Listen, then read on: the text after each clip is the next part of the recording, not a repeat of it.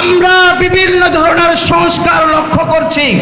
সংস্কারের নামে এদেশে অপসংস্কৃতি এবং ইসলাম বিদ্বেষী মানবতা বিধ্বংসী অনেক এজেন্ডার বাস্তবায়ন দেখতে পাচ্ছি, কিন্তু যথাযথ যে জাতীয় সংস্কার প্রয়োজন তার কোনোটা আমরা দেখতে পাচ্ছি না।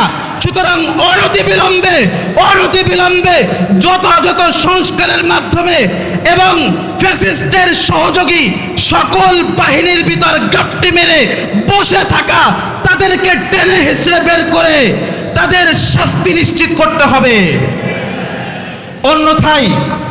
অন্যথায় শুনে রাখেন বাংলার জমিনে বিভিন্ন সময়ে মুসলিমদের সন্তানেরা জীবন দিয়েছে, কিন্তু আমরা প্রকৃতভাবে ইসলামের ফায়দা দেখতে পাই নাই।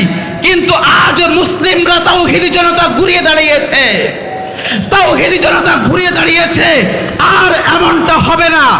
আমরা যদি এক ফোঁটা রক্ত দেই তো এক ফোঁটা রক্তের থেকে ইসলামের যে অধিকার সেটা আমরা ইনশাআল্লাহ লুফে নিব, সেটা আমরা আদায় করেই নিব ইনশাআল্লাহ।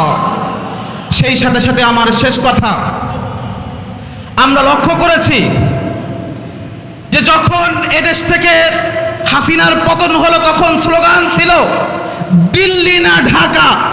তখন সকলেই সমস্যারে, এবং সেদিন যারা এই স্লোগানগুলো দিয়েছিল ঢাকা ঢাকা, আজ যখন এই প্রশ্ন উঠেছে ওয়াশিংটন না ঢাকা, তখন আমরা শুধুমাত্র ঢাকার পক্ষে দেখতে পাচ্ছি তাওহীদবাদী মুসলিমদেরকে।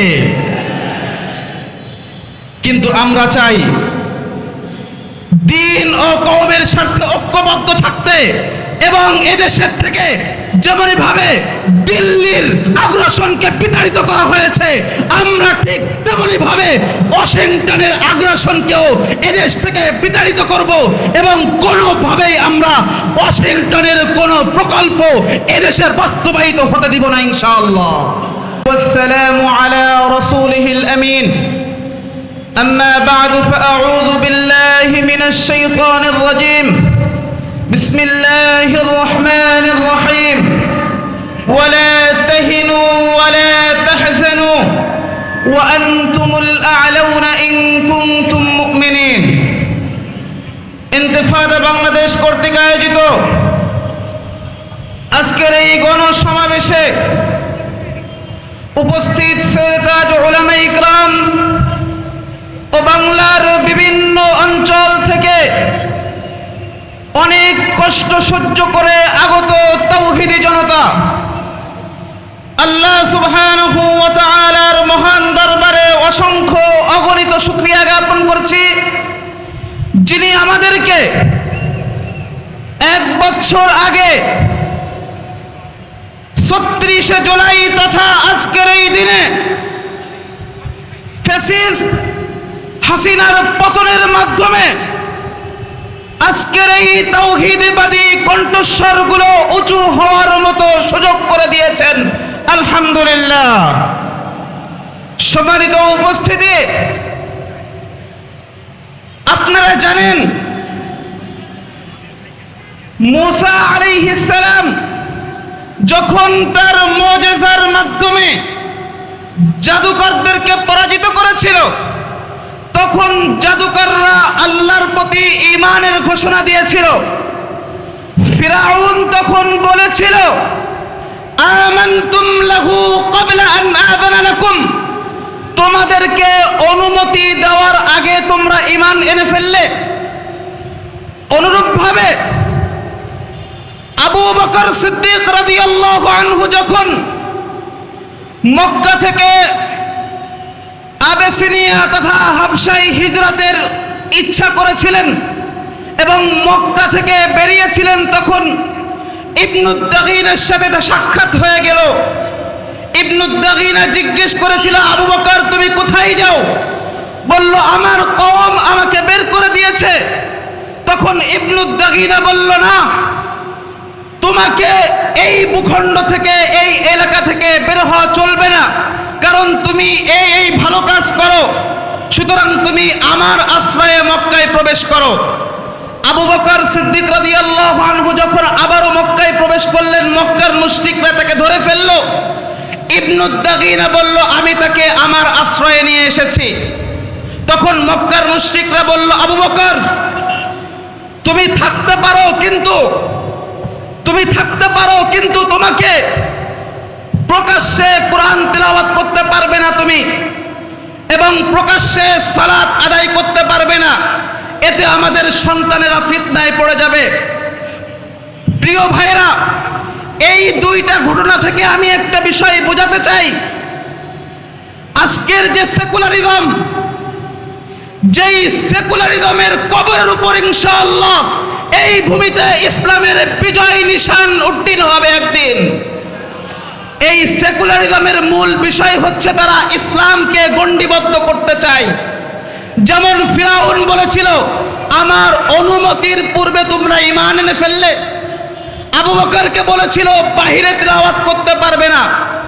তো ঠিক আমরা বিগত ফ্যাসিস্টের আমলে দেখেছি, হাসিনা আমাদের ইসলামপন্থীদেরকে একটা গণ্ডি দিয়েছিল, ইসলাম মানতে চাও আমার বেঁধে দেওয়া গণ্ডির ভিতর মানতে হবে, ইসলাম নিয়ে কথা বলতে চাও আমার বেঁধে দেওয়া গণ্ডির ভিতর কথা বলতে হবে।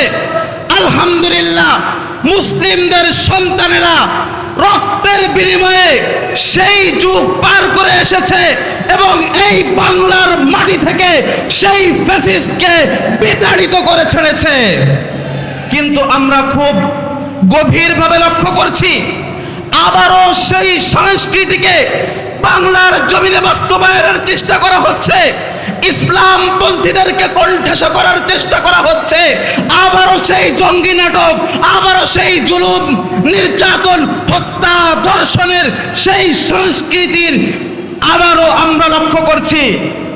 কিন্তু আমরা স্পষ্টভাবে এই মঞ্চ থেকে জানিয়ে দিতে চাই, বাংলার জমিনে তাওহীদি জনতা এটার পুনরাবৃত্তি আর হতে দিবে না ইনশাআল্লাহ। সেই সাথে সাথে আমরা আরো গভীরভাবে লক্ষ্য করছি যে এক হাসিনা এদেশ থেকে পালিয়ে গেলেও তার গোটা সিস্টেম বহল তবিয়াতে এদেশে তাদের কলকাঠি নেড়ে যাচ্ছে। আমরা ইউনূস সরকারের দৃষ্টি আকর্ষণ করছি, আমরা বিভিন্ন ধরনের সংস্কার লক্ষ্য করছি। সংস্কারের নামে এদেশে অপসংস্কৃতি এবং ইসলাম বিদ্বেষী, মানবতা বিধ্বংসী অনেক এজেন্ডার বাস্তবায়ন দেখতে পাচ্ছি, কিন্তু যথাযথ যে জাতীয় সংস্কার প্রয়োজন তার কোনোটা আমরা দেখতে পাচ্ছি না।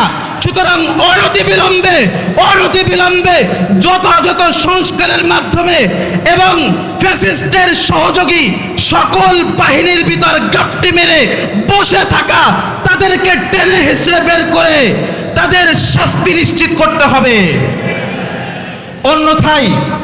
অন্যথায় শুনে রাখেন, বাংলার জমিনে বিভিন্ন সময়ে মুসলিমদের সন্তানেরা জীবন দিয়েছে, কিন্তু আমরা প্রকৃতভাবে ইসলামের ফায়দা দেখতে পাই নাই। কিন্তু আজ মুসলিমরা তাওহীদি জনতা ঘুরিয়ে দাঁড়িয়েছে। আর এমনটা হবে না। আমরা যদি এক ফোঁটা রক্ত দেই, তো এক ফোঁটা রক্তের থেকে ইসলামের যে অধিকার সেটা আমরা ইনশাআল্লাহ লুফে নিব, সেটা আমরা আদায় করেই নিব ইনশাআল্লাহ। সেই সাথে সাথে আমার শেষ কথা, আমরা লক্ষ্য করেছি যে যখন এদেশ থেকে হাসিনার পতন হলো তখন স্লোগান ছিল দিল্লি না ঢাকা। তখন সকলেই সমস্যারে, এবং সেদিন যারা এই স্লোগানগুলো দিয়েছিল ঢাকা ঢাকা, আজ যখন এই প্রশ্ন উঠেছে ওয়াশিংটন না ঢাকা, তখন আমরা শুধুমাত্র ঢাকার পক্ষে দেখতে পাচ্ছি তাওহীদবাদী মুসলিমদেরকে।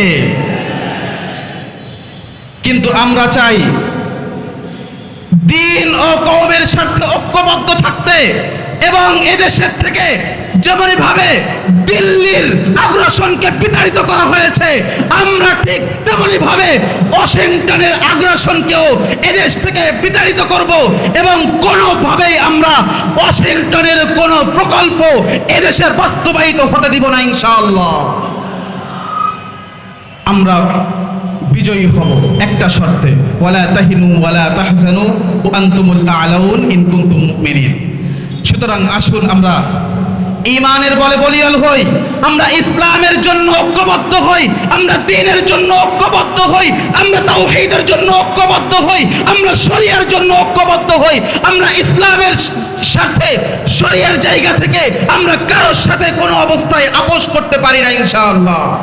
আমরা যদি এই সিদ্ধান্তের উপর অটল থাকি ইনশাআল্লাহ বিজয় আমাদের। নাসরুম মিনাল্লাহ ওয়া ফাতহুন করিব।